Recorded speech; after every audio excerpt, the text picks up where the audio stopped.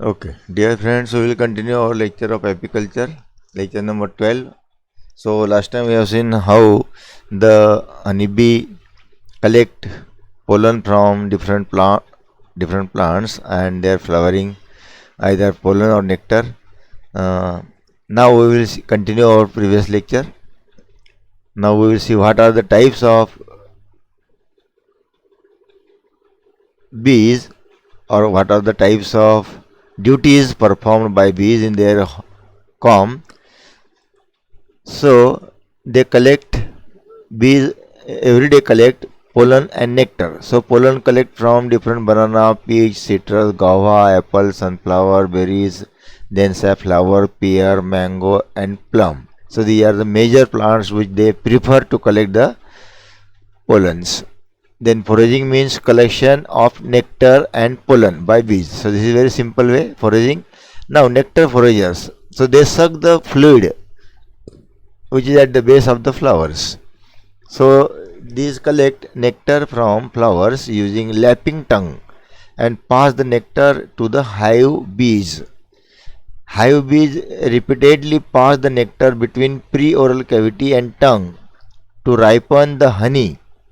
Later they drop the ripened honey into the cells. In this way the nectar is foraged by the bees. Now pollen are the dry powder like material or the granular material foraged by the bees in their metathoracic leg where they have pocket and to which we call it as a pollen basket. So they collect pollen by passing through different flowers. Pollen sticking to the body is removed by using pollen comb and then it is packed using pollen press into corbicula or pollen basket, because pollen basket is nothing but the pocket of the bees in which they collect the pollens. Very simple. And first and second leg help to collect the pollens and put into the pocket. Actually first pair of leg or prothoracic leg is antenna cleaner and second is used to collect the pollen into the pollen basket.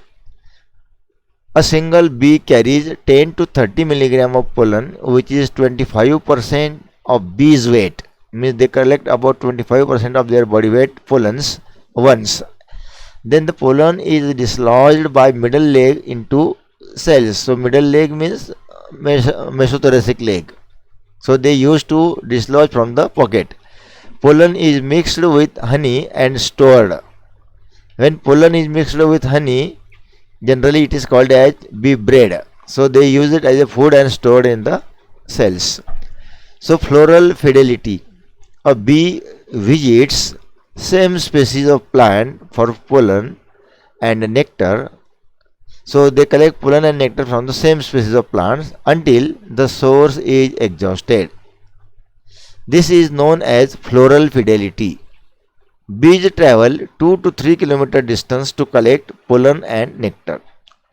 म्हणजे मधमाशा एखाद्या शेतामध्ये भेट देतात आणि एकसारखा तिथूनच pollen nectar घेतात, दुसरीकडे कुठेच जात नाही. उदाहरणार्थ समजा मधमाशीच्या पोळ्याच्या शेजारी जर का सूर्यफूलचे शेत आहे किंवा ज्वारीचे शेत आहे, तर ते त्या शेतामध्ये त्या ज्वारीला किंवा त्या सूर्यफुलाला जोपर्यंत फुलारा राहतो तोपर्यंत ते दुसरीकडे कुठेच जात नाही, तिथूनच मध गोळा करत राहतात. त्याला त्या प्रकारच्या मधमाशीच्या कलेक्शनला किंवा त्या प्रकारच्या पोलन ग्रेन्स कलेक्शनच्या या मधमाशीच्या स्वभावाला म्हणतात फ्लोरल फिडेलिटी. म्हणजे ते दुसरीकडे कुठे जात नाही, जरी शेजारी दुसरं शेत असलं तरी जात नाहीत. 2.4 topic number 2.4 is selection of bee species for apiculture. मधमाशी पालनासाठी मधमाशीच्या प्रजातीची बी स्पेसीजची ओळख किंवा बी स्पेसीची निवड कशी करायची बघूया आपण. Beekeeping equipment. Refer page number 35. Selection of good bee. आपण मागच्या वेळेस बघितलंय बघा, सिलेक्शन ऑफ गुड बी.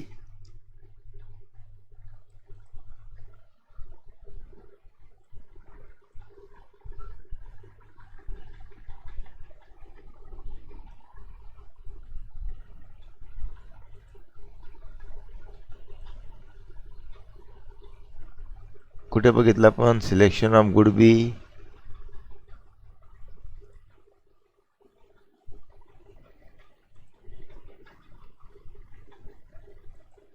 हे बघा, सिलेक्शन ऑफ गुड ॲपेरिसाईट बरं का, त्याच्यामध्ये गुड बी हे आपण बघितलं. म्हणजे चांगल्या प्रकारची मधमाशी कोणती, तर आपण सांगितलं होतं की Apis cerana indica is the best bee, नाही का. मग ती ॲपिस सेराना इंडिका आहे बघा, सिलेक्शन ऑफ गुड बी. आपण बघतो ॲपिस सेराना इंडिका आहे बघा, ॲपिस सेराना इंडिका ही ॲपिस सेराना आहे बघा. प्रत्येक ॲपिस सेराना सगळीकडे आपण या ॲपिस सेराना आणि ॲपिस मेलिफेरा या दोन बी सगळ्यात स्टँडर्ड आहेत मधमाशी पालनाच्या उद्योगासाठी. मग त्यातल्या त्या दोघांपैकी सगळ्यात चांगली असेल तर ॲपिस सेराना आहे.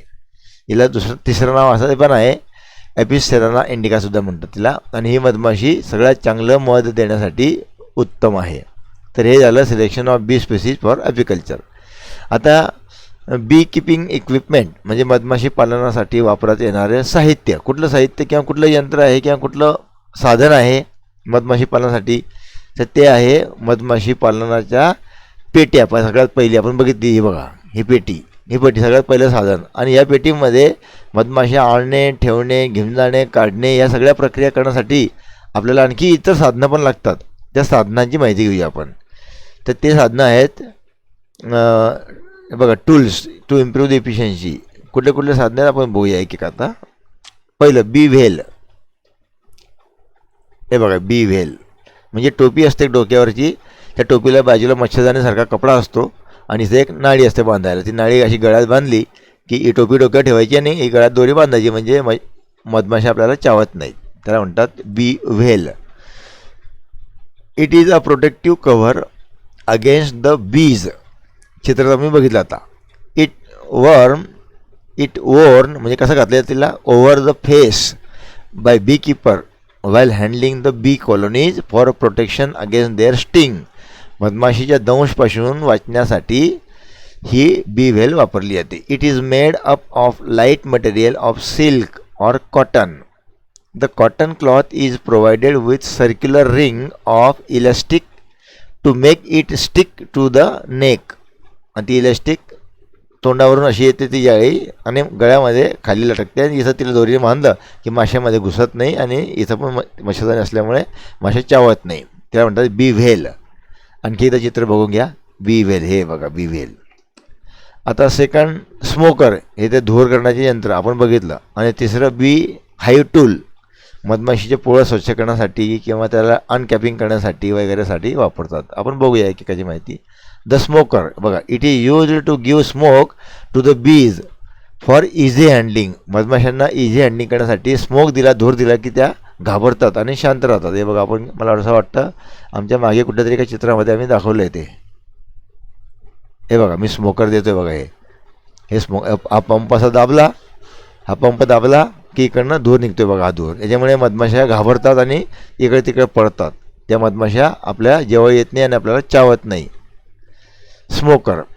द कंबस्टिबल मटेरियल और lighted coir or rags are kept in a container and the lid is placed.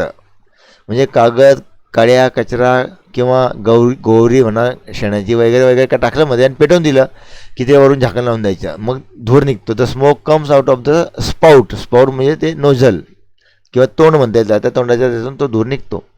Wien the bellows are worked. Bellows म्हणजे तो पंप, आता मी दाखवला माझ्या फोटोमध्ये, तो पंप दाबायचा त्याच्यामुळे ते वर्किंग चालू होतं, म्हणजे धूर बाहेर निघतो थोडा थोडा. Smoke is directed to hive म्हणजे मधमाशीच्या पोळ्याकडे धूर सोडायचा. And this will subdue the bees. There are two types of smokers which are common in use, that is the bent nose and the straight nose type.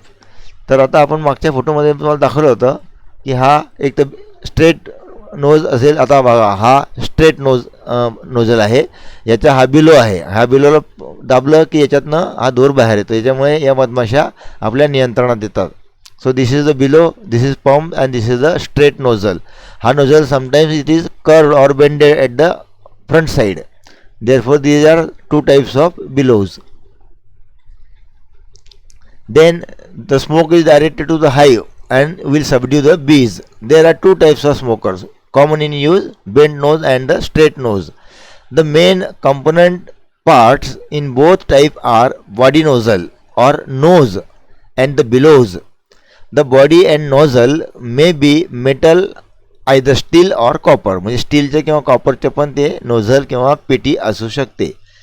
तिसरं the hive tool. आपण बघितलं हा hive tool बघा, हाय tool म्हणजे पेटी साफ करण्यासाठी, पेटीमध्ये मटेरियल लागलं असेल, काही ग्लू लागला असेल वगैरे वगैरे. ग्लू म्हणजे डिंक. बघूया आपण. It is a flat piece of steel, लोखंडाची पट्टी आहे एक प्रकारे, with hammered down edge or sharpened at one end for inserting between the high boxes to separate them, and the other end bent to separate the frames. It is also used to scrape off the bee glue, propolis, and superfluous pieces of comb from various parts of the hives. तर मधमाशीच्या पोळ्यांमधले बॉक्सेसना separate करण्यासाठी, त्या बॉक्सेसमधल्या काही त्या frames असतात, त्या फ्रेम्सना separate करण्यासाठी, किंवा त्यांना काही ग्लू लागलं असेल, बी ग्लू म्हणजे प्रोपॉलिस म्हणजे डिंक, चिकट रेजिन जे असतं ते चिकटलं असेल, किंवा सुपरफ्लस पीसेस ऑफ कॉम, मधमाशीचे पोळं तयार करत असताना जे काही जास्तीचे मटेरियल खाली पडतं चिकट, ते सगळं खरचटून साफ करण्यासाठी या हाय टूलचा वापर होतो. डी ग्लोव्ज म्हणजे आपण हँड ग्लोव्ज घालतो बघा, मधमाशाने चावायला नको म्हणून हँड ग्लोव्ज घालायची आहे. The gloves of hand, also called bee gloves, are made up of thick canvas or leather with elastic in the wrist. म्हणजे घड्याळ बांधतो तिथे इलास्टिक असते, जेणेकरून त्या आत्मजंच्यामध्ये माशी घुसणार नाही. Will protect the hands from the bee sting, म्हणजे मधमाशी दंश मारत नाही. मग these are most useful for beginners to develop confidence, म्हणजे मधमाशी पालनाचा व्यवसाय सुरुवातीला करणाऱ्यांमध्ये कॉन्फिडन्स निर्माण होण्यासाठी त्यांनी ते हातमोजे घालायचे आहेत, नाही तर मग मधमाशी चावते.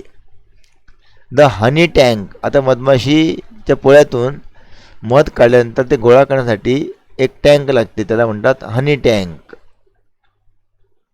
इथं आहे का? नाही हनी टँक. इथे हे बघा, हे हनी एक्स्ट्रॅक्टर आहे. हनी टँक पण असते, बघूया आपण. ग्लोव्ज नंतर हे चित्र बघितले. The honey tank. Honey tank is used to store the honey after extraction by honey extractor.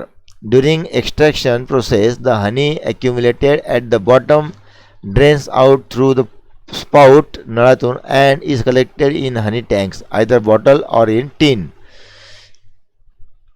पुढचं यंत्र आहे हनी एक्स्ट्रॅक्टर. हे बघा, हे हनी एक्स्ट्रॅक्टर. याच्यामध्ये या ज्या फ्रेम्स आहेत, या फ्रेममध्ये मधमाशीच्या पोळ्यातल्या पेट्यांमध्ये ठेवलेल्या फ्रेम्स ठेवल्या जातात. त्या फ्रेम्स ठेवल्यामुळे हा हँडल फिरवला की ही ड्रम फिरतो आणि त्या पोळ्यावरचे मध असं ड्रमच्या भिंतीनं शिंपडलं जातं, आणि शिंपडलं गेलं का असा खायले नळाद्वारे ते गोळ्याले मध काढलं जातं एका ड्रममध्ये किंवा बाटल्यामध्ये. आता पुढचा टॉपिक आहे the drone trap. It is also called एले ट्रॅप. हे का नाही मधमाशीच्या पोळ्यामध्ये जे ड्रोन मासे आहेत ते जर काही इकडे तिकडे फिरायला लागल्या तर त्यांना ट्रॅप करण्यासाठी वापरले जातात, म्हणून त्यांना म्हणतात drone trap. It is useful for catching undesirable drone or in preventing the escape of queen at swarming time. म्हणजे स्वार्मिंगच्या वेळेला मधमाशीची राणी बाहेर पळू नये किंवा ड्रोन्सने त्यांना पळू नये म्हणून जे काही गेट ठेवले असतं छोटंसं, त्याला म्हणतात ड्रोन ट्रॅप. पुढचा पार्ट आहे क्वीन केज. म्हणजे मधमाशीच्या पेट्यांमधून राणी माशी पळून जाऊ नये म्हणून राणीच्यात पिंजरा असतो एक queen cage. Nowadays different types of cages are used किंवा different type of cages are in use by beekeepers vigilantly or namely the Miller queen introducing cage, the Smith introducing cage, the queen mailing cage, and the wire gauge cage. So these cages are useful for introducing queen to the queenless colony. म्हणजे ज्या कॉलनीमध्ये राणी माशी नाही आहे तिथल्या माशांनी सैरावैरा पळून स्वारम करू नये म्हणून एक राणी दुसरी राणी आणून सोडायची असते. तर ती दुसरी राणी त्या पोळ्यातून क्वीन केजमध्ये पिंजऱ्यामध्ये आणायची आणि मग तिथं सोडायची. So that the be become acquainted with the fact that she is indeed a queen. आता इथं आहे का क्वीन केज? बघ, हे बघा क्वीन केज आहे बघा, हा छोटासा पिंजरा. इथून ती माशी बाहेर निघते. इथं पिंजरा बंद केला की ती माशी मध्ये अडकते आणि पिंजरा उघडला की ती माशी निघते. तर त्या माशीला या पिंजऱ्यात आणायच्या, दुसऱ्या पोळ्यावरून माशीला इकडे आणायच्या. दुसऱ्या पोळ्यावर जर काही जास्त राण्या माशी असतील ना तर तिथून आणायची, तिथली माशी उचलून आणायची नाही. नाही तर मग तिथले मरून जातील. पुढचे आहे कॉम फाउंडेशन शीट.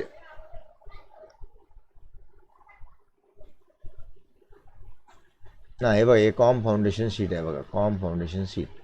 हे शीट त्या फ्रेमवर कधी टाकलं आपण तर मधमाशांना घरटं बनवायला सोपं जातं, म्हणून आधी पाया पक्का करून द्यायचा त्यांचा. हा पाया एक प्रकारे घरटं बनवायचा, आणि मग याच्यावर ते असं या सेल एक एक सेल्स उभ्या करतात अशा सगळ्या.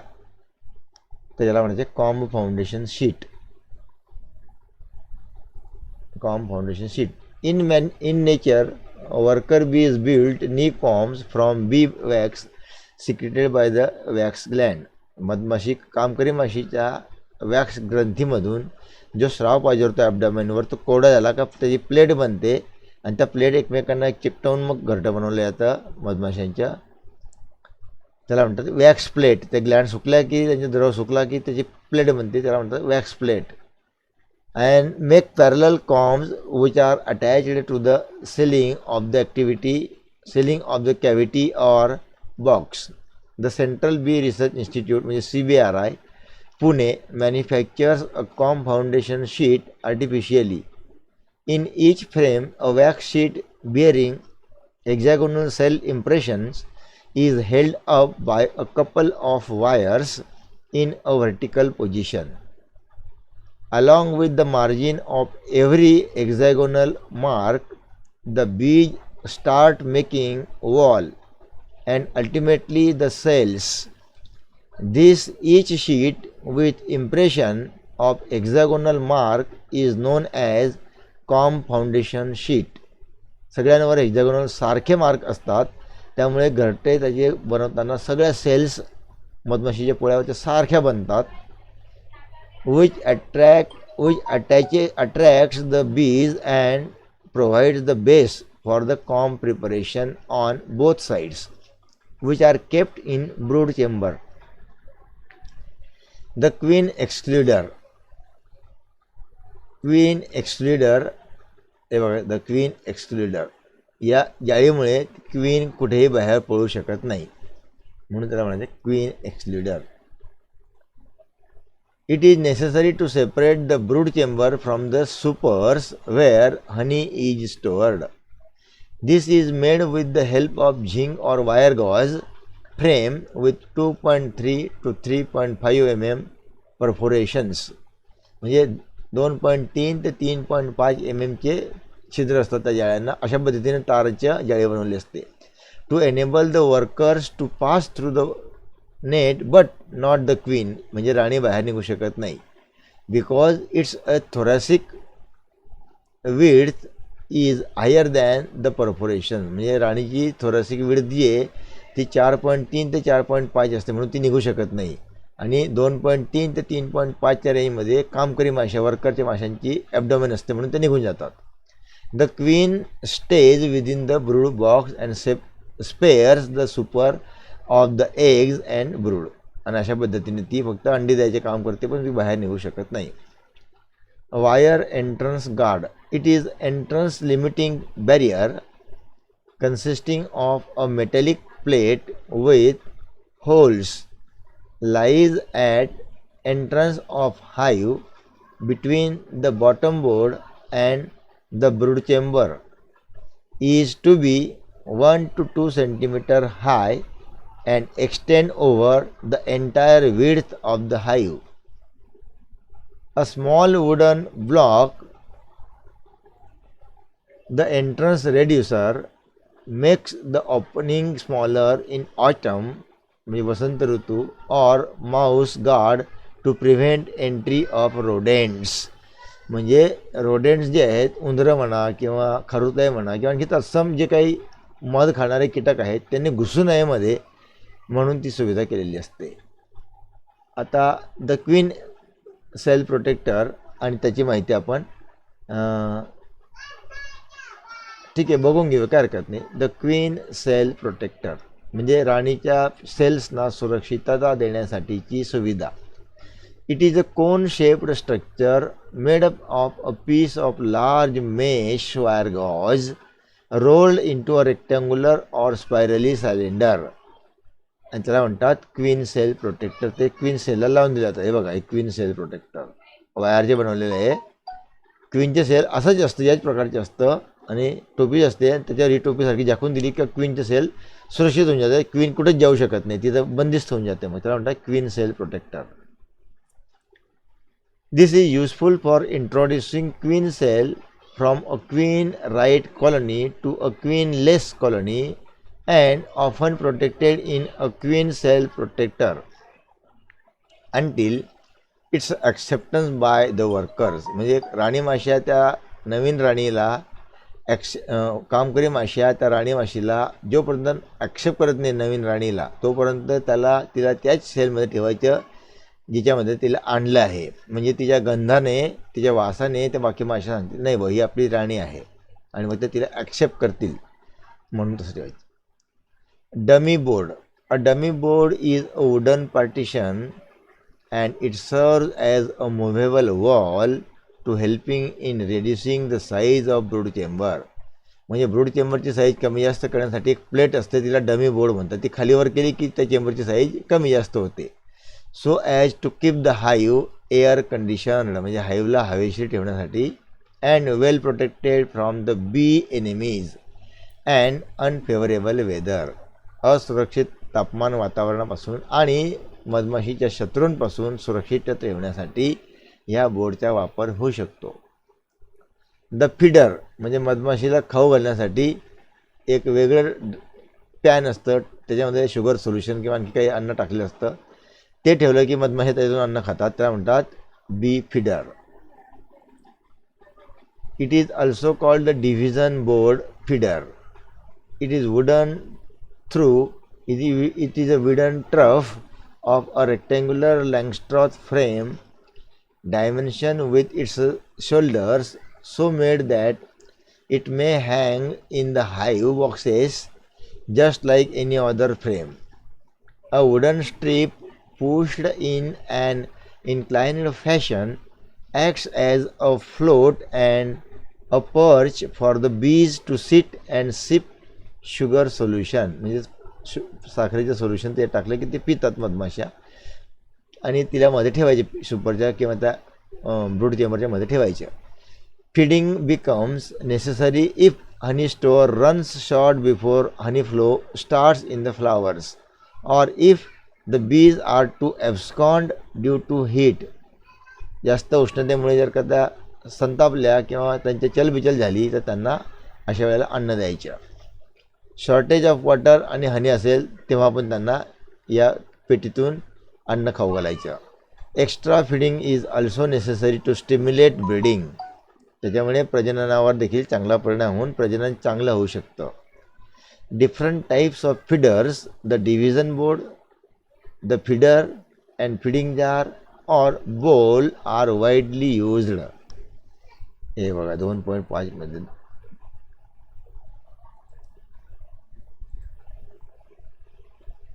हे बघा ते बोल दिलेत, त्याच्यामध्ये दाखवलेत. आपण बघूया पुढच्याला. फिडर झालं. आता uncapping knife. It is iron piece or sharpened end while other end with handle. When all the combs are filled with honey, they are sealed by capping with the wax.